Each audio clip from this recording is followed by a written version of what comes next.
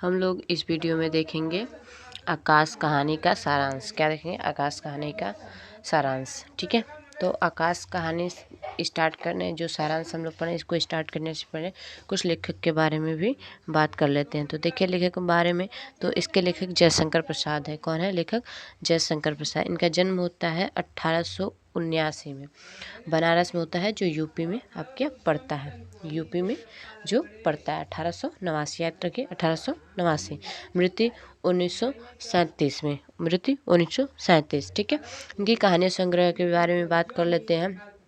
तो देखिए इनकी कहानी या संग्रह है छाया, प्रतिध्वनि, आकाशदीप, आंधी, इंद्रजाल। क्या है? इनकी कहानियाँ संग्रह है छाया, प्रतिध्वनि, आकाशदीप, आंधी, इंद्रजाल। आकाशदीप का प्रकाशन वर्ष आपका 1930 है। 1930 क्या है इसका प्रकाशन वर्ष है। ठीक है, और देखिए इस कहानी को स्टार्ट करने से पहले ये जयशंकर प्रसाद जो आकाशदीप कहानी है, इसके नायक है बुद्धगुप्त। कौन है इसके नायक? आपके आएंगे नायक के हैं, तो इसमें बुद्धगुप्त है। कौन है? बुद्धगुप्त जी हैं, बुद्धगुप्त। और नायिका है इसमें, क्या है? नायिका है इस कहानी में चंपा। क्या है? चंपा। क्या है? चंपा।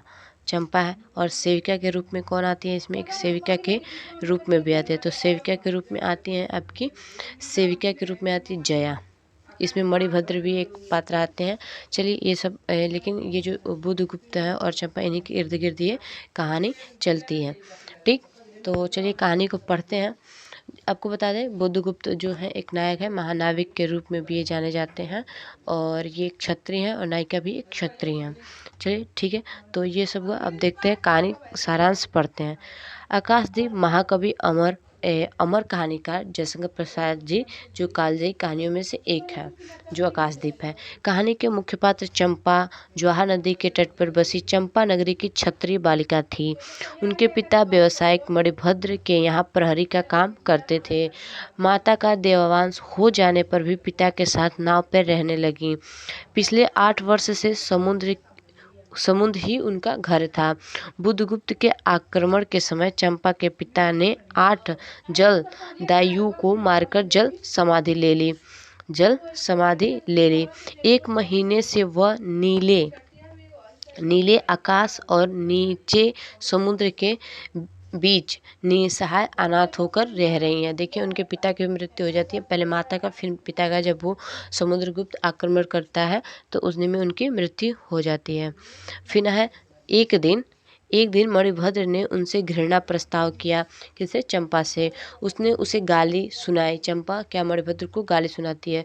उसी दिन से वह बंदी बना दी गई। चंपा क्या होती है? बंदी अब बना दी गई है।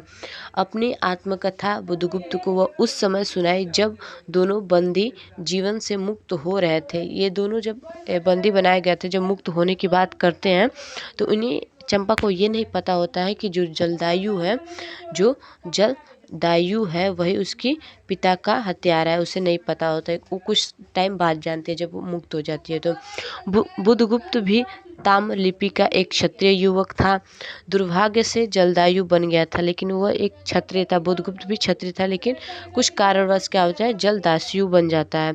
उसी के आक्रमण से क्या होता है, चंपा के पिता की मृत्यु हो गई थी। जब वो आक्रमण करता है तभी चंपा के पिता की मृत्यु होती है, लेकिन असल में यह है कि जो बुद्धगुप्त है उससे उसके पिता की मृत्यु नहीं होती है। बाद में किसी आक्रमण में बुद्धगुप्त को भी बंदी बना लिया गया। कुछ समय बाद बुद्धगुप्त को क्या किया जा रहा है, बंदी बना लिया जाता है। संयोग से दोनों बंदी एक ही नाव में आ गए। कौन कौन दोनों नाव एक ही में आ जाते? किस नाव? कौन कौन एक नाव में आ जाता है? तो आती है आपकी चंपा आती है, सॉरी क्या आती है? चंपा आती है, कौन आती है? चंपा और बुद्धगुप्त। कौन? बुद्धगुप्त ये दोनों आ जाते हैं एक ही नाव में दोनों ये बंदी बना दिए गए हैं। रात्रि में समुद्री आंधी में नाव डगमगाने लगी। अंधेरा हो गया था। हवा के कोलकाहट में कुछ सुनाई नहीं पड़ रहा था। उसी समय चंपा बुद्धगुप्त से स्वतंत्र होने का अवसर बताकर उसे एक नाविक की कटार लाकर दे देती है। कौन? चंपा दे देती है कटार कि लो अब हम लोग बंदी से मुक्त होते हैं। बंदी स्वतंत्र होकर ढुलकर उस रंजू के पास पहुँच, रंजू यानी रस्सी, रंजू यानी रस्सी, पोट से मुक्त हो जाते हैं, जो नाव से वो मुक्त हो जाते हैं। उसने रंजू काट दी, बुधगुप्त रंजू काट देता है। नाव पोत से स्वतंत्र हो गए। सुबह बुधगुप्त ने नायिका को वशीभूत करके नाव का स्वामी बन जाता है, और बुधगुप्त क्या होता है, नाव का स्वामी बन जाता है। वे दोनों क्या होता है, वे दोनों एक नए द्वीप पर पहुँचे। उस द्वीप का नाम चंपा द्वीप रखा गया। चंपा और बुधगुप्त ने उसे अपना अस्थायी निवास बनाया। चंपा नाम बुधगुप्त के कठोर हृदय में कोमलता पैदा कर दी। बुधगुप्त व्यापार करने लगा। द्वीप पर महानाविक बुधगुप्त को वहाँ के निवासी राजा और चंपा को क्या मानते हैं, महारानी मानने लगते हैं और उनकी सेवा करने लगते हैं।